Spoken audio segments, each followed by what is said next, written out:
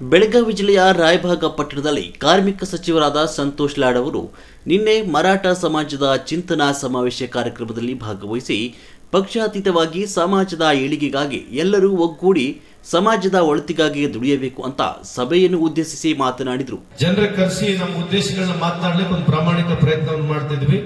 ಇವತ್ತು ಅವ್ರ ಮೈ ಹುಷಾರಿಲ್ಲದ್ರು ಕೂಡ ಅವ್ರು ಬಂದಿದ್ದಾರೆ. ನಾನು ನಿಜಕ್ಕೂ ನಿಮ್ಮೆಲ್ಲರ ಪರವಾಗಿ ಅವರಿಗೆ ಮತ್ತೊಮ್ಮೆ ಹೃದಯಪೂರ್ವಕದ ಸ್ವಾಗತವನ್ನು ಮಾಡ್ತೀನಿ. ನಮ್ದು ಒಂದು ವಿಚಾರ ಬಹಳ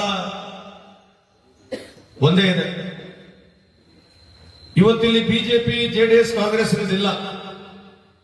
ನಾವು ಈ ಸಭೆಗೆ ಬರೋಕೆಲ್ಲ ಚಪ್ಪಲಿ ಹೊರಗೆ ಬಿಡ್ತೀವಿ.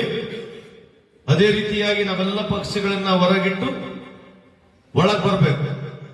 ನಮ್ಮಲ್ಲಿ 100 ಭಿನ್ನಾಭಿಪ್ರಾಯಗಳಿರಲಿ. ನಮ್ಮ ಹುಡುಗ ಯುನಾಯಕ ಅವರು ಬಿಜೆಪಿ ಅವರು ಬಹಳ ಖುಷಿ ಇದೆ.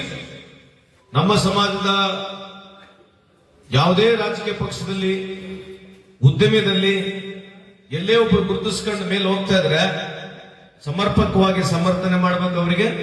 ಅವರಿಗೆ ಗಟ್ಟಿಯಾಗಿ ಬೆನ್ನೆಲ್ಲ ನಿಂದಿರ್ಬೇಕಂತ ನಿಮ್ಮಲ್ಲಿ ಕಳೆ ಮನವಿಯನ್ನು ಮಾಡ್ಕೊಳ್ತೇವೆ. ನೀವ್ಯಾರು ನಮಗೆ ವೋಟರ್ಸ್ ಅಲ್ಲ.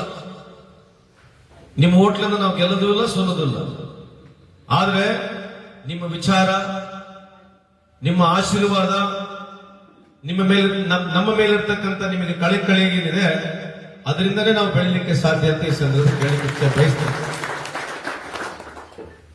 ನಾನು 4 ಬಾರಿ ಗೆದ್ದಿದ್ದೀನಿ ಬಂಧುಗಳೇ. ನಾನು ಸಂಡೂರಿನಲ್ಲಿ ಗೆದ್ದರೆ ನಮ್ಮ ಸಮಾಜ 200 ಓಟ್ ಇಲ್ಲ. ಕಲ್ಗಟ್ಟಿಗೆಯಲ್ಲಿ ಕೂಡ ನಮ್ದೇನು ಬಹಳ ದೊಡ್ಡ ಸಮಾಜ ಇಲ್ಲ. ನಾವೇನೋ ಕಸರತ್ತು ಮಾಡಿ ಸೈಕಲ್ ರಿಕ್ಷಾ ತುಳಿದು ಆಟೋ ರಿಕ್ಷಾ ತಿರುಗಾಡಿಸಿ ಏನೋ ಮಾಡಿ ಇಲ್ಲಿ ಬಂದಿದ್ದೀವಿ, ಬದುಕಿಲ್ಲಿ ಬಂದಿದ್ದೀವಿ. ಯಾವುದೇ ರಾಜಕಾರಣಿ ನಮ್ಮ ಪಕ್ಷದವರು ಬಿಜೆಪಿಗಿರ್ಲಿ ಜೆಡಿಎಸ್ ಗಿರ್ಲಿ ಇಲ್ಲಿ ಬಂದು ನಿಂತ್ಕೊಂಡು ಮಾತನಾಡ್ತಾರೆ ಅಂತಂದ್ರೆ ಅವ್ರ ಹಿನ್ನೆಲೆ ನಿಮಗೆ ಗುರ್ತಾ ಇರೋದಿಲ್ಲ. ಯೋಗಾಯ್ಬೆ ಮುಗಿತಾನೆ ನೀವು ಬೈತಾರೆ. ಆದ್ರೆ ಈ ಸ್ಥಾನಕ್ಕೆ ಬರಬೇಕು, ಒದ್ದಾಡಬೇಕು, ರಾಜಕಾರಣದಲ್ಲಿ ಗೆದ್ದು ಬರ್ಬೇಕಂತಂದ್ರೆ ನಮ್ಮ ಪದ್ಧತಿ ಬಹಳ ಇತ್ತು. ಇಲ್ಲಿ ಯಾರ ಗ್ರಾಮ ಪಂಚಾಯತ್ ಮೆಂಬರ್ಗಳು ಗೆದ್ದವ್ರು ಬಂದಾರ. ಮೊದಲನೇ ಸರಿ ಹೇಗೋ ಗೆದ್ದು ಬಿಡ್ಬೋದು, 2ನೇ ಸರಿ ಬಹಳ ಕಷ್ಟ, 3ನೇ ಟೈಮ್ ಇನ್ನ ಕಷ್ಟ. ಯಾಕೆ ಹೇಳ್ತಾ ಇದೀವಿ ಮಾತು? ಏನು ಉದ್ದೇಶ ಏನು? ನಮಗೆ ರಾಜಕೀಯದಿಂದ ನಮಗೆ ₹1 ಲಾಭ ಇಲ್ಲ. ಆ ಪುಣ್ಯಾತ್ಮ ಯಜಮಾನ 2,000 कोटी टर्नओव्हर येते, 2,000 कोटीचं टर्नओव्हर येते. त्याचा अपेक्षा काय सांगा? माझं पण काय मोठं अपेक्षा नाहीये. वैयक्तिक राजकारणाचं पण माझं काय अपेक्षा नाहीये. येऊन मी काय थांबणार नाही, उभारणार असलं काय नाही. आम्ही काय तुम्हाला इथं जमून तुम्ही काँग्रेसला वोट घाला, बीजेपीला वोट घाला त्याच्यासाठी पण आला नाही. आम्ही या समाजमध्ये जन्म घेतला. ದೇವನೇ ಆಮೇಲೆ ಆಶೀರ್ವಾದ ದಿಲ್ಲ. ಉದ್ದಿಮೆದಾರರು ಹಾಗೂ ಮಾಜಿ ಸಚಿವರಾದ ಶ್ರೀಮಂತ ಪಾಟೀಲ್ರು ಸಭೆಯನ್ನು ಉದ್ದೇಶಿಸಿ ಮಾತನಾಡಿದರು. ಈ ಸಭೆಯಲ್ಲಿ ಗಿರೀಶ್ ಪುಟ್ಟರಾಜ್, ಜೈದೀಪ್ ದೇಸಾಯಿ, ಅನೇಕ ಮರಾಠ ಸಮಾಜದ ಮುಖಂಡರು ಹಾಗೂ ಕಾರ್ಯಕರ್ತರು ವೇದಿಕೆ ಮೇಲೆ ಉಪಸ್ಥಿತರಿದ್ದರು. ವರದಿ ವಿದ್ಯಾಧರ್ कमते. त्यांच्या विरोधात आम्ही संघटना उभा करत नाही, आमच्या कल्याणासाठी संघटना उभा करत आहे. आमच्या समाजाचं कल्याण कशात आहे ते विचार करण्यासाठी संघटना करत आहे. आता मी सगळीकडे बघतो मराठा समाजाला कुठे किंमतच मिळत नाही. मान्य आहे का तुम्हाला? मिळत नाही. मी बघितलं स्वतः. तुम्ही जर नाही म्हणलं तरी मला माहित आहे, मी सगळीकडे बघत असतोय.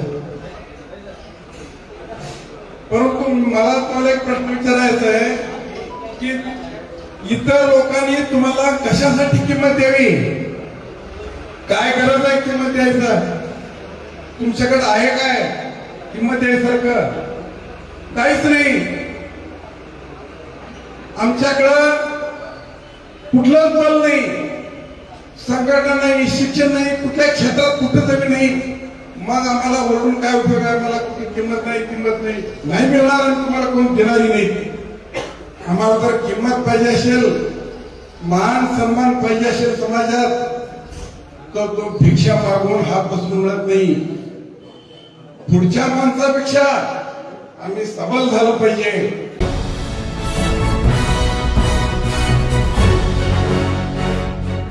ನಿರ್ಭೀತಿ, ನಿಷ್ಪಕ್ಷಪಾತ, ನಿಖರವಾದ ಸುದ್ದಿಗಳಿಗಾಗಿ ನೀವು ನೋಡ್ತಾ ಇರಿ UK ಟಿವಿ ಕರ್ನಾಟಕ. ಇದು ನಿಮ್ಮ ಧ್ವನಿ. ಇನ್ನು ಹೆಚ್ಚಿನ ಸುದ್ದಿಗಳಿಗಾಗಿ ನಮ್ಮ ಚಾನೆಲ್ ಅನ್ನ ಲೈಕ್ ಮಾಡಿ, ಸಬ್ಸ್ಕ್ರೈಬ್ ಮಾಡಿ, ಪಕ್ಕದಲ್ಲಿ ಇರುವ ಬೆಲ್ ಐಕಾನ್ ಪ್ರೆಸ್ ಮಾಡಿ. ಧನ್ಯವಾದಗಳು.